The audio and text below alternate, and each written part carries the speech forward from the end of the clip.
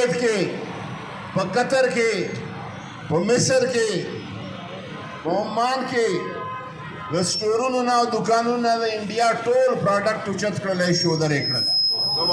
دا دغه مارکیټونو والو ته هم خواست کړم چې تاسو هم نور څه کولی شئ که نه شئ کولی. د هندوستان دوایانې، د هندوستان مرچ او مسالې، د هندوستان بادرنګ او پیاز او هوږې او ټماټر، دا کپړې او شیونه ټول د خپل مارکیټونو نه اوچت کړئ. نن سبا زمانه ده د اقتصادي بایکاټ.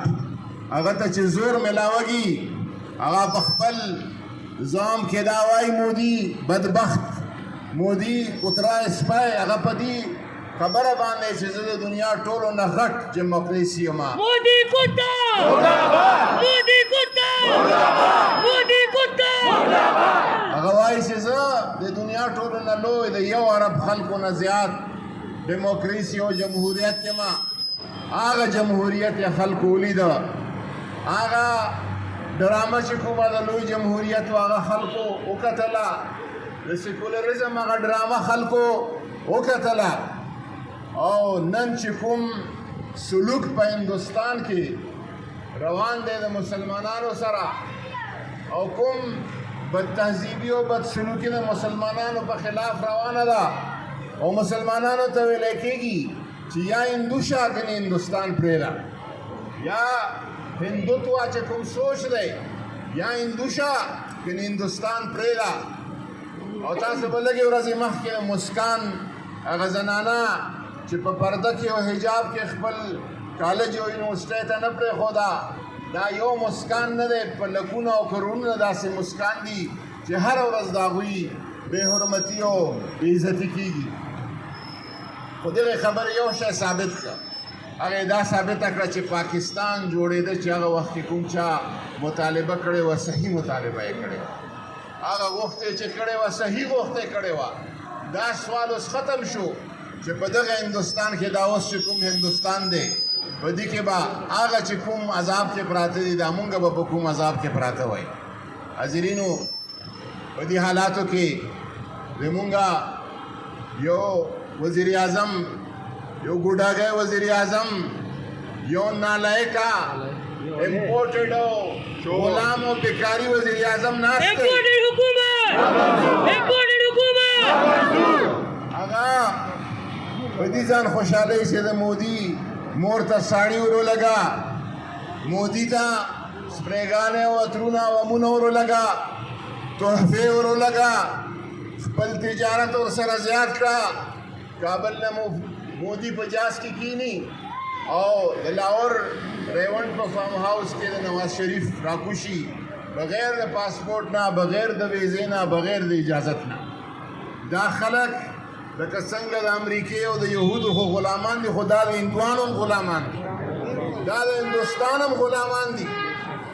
دوی چې کوم رد عمل ورکړی دی هغه رد عمل انتهایی سطحي دی، سرسری دی، رسمي دی، ظاهري دی. د پاکستان د عوامو په هغې کې ترجماني نشته.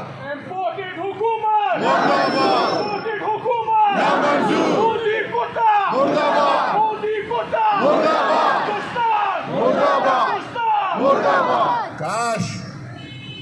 کاش چې دې وخت کې عمران خان وی، عمران خان وزیر اعظم وی، تاسو به کتلي وی چې عمران خان دا ټوله دنیا په ده باندې را خبره کړې وی.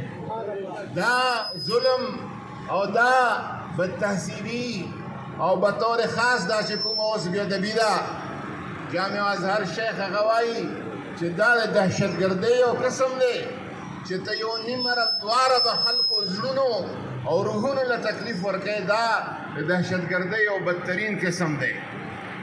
دا دهشتګردۍ ځواب عمران خان کولی شو.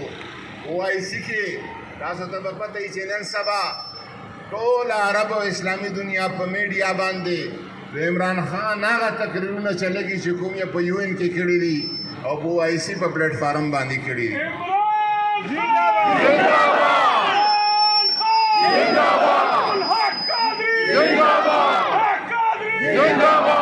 مونږه دې مقصد نه سیاست دی، نه مو د دغې غونډې مقصد څه شهرت دی څه نمایش دی لیکن د انسان د مسلمان د درې درجې د ایمان چې یو شی په لاس باندې مړه کړه کاش چې مونږ لاسونه د مودي د ګریوان ته ورسېدی کاش چې مونږ دا لاسونه د دین د لیډرانو ته ورسېدی په لاس کې نشي منع کولی دویمه او درېیمه درجه د ایمان دا ده چې په زړه کې ورته بد ووایي او په خوله باندې ووایي چې دا بد شوي دي او د خپل آقا او مولا محمد رسول الله صلی الله علیه وسلم سره د خپل محبت د خپل مینې د خپل عقیدت د خپل احترام هغه مظاهره مونږ او تاسو وکړو دلته یې هم وکړو او خپلو بچو له هم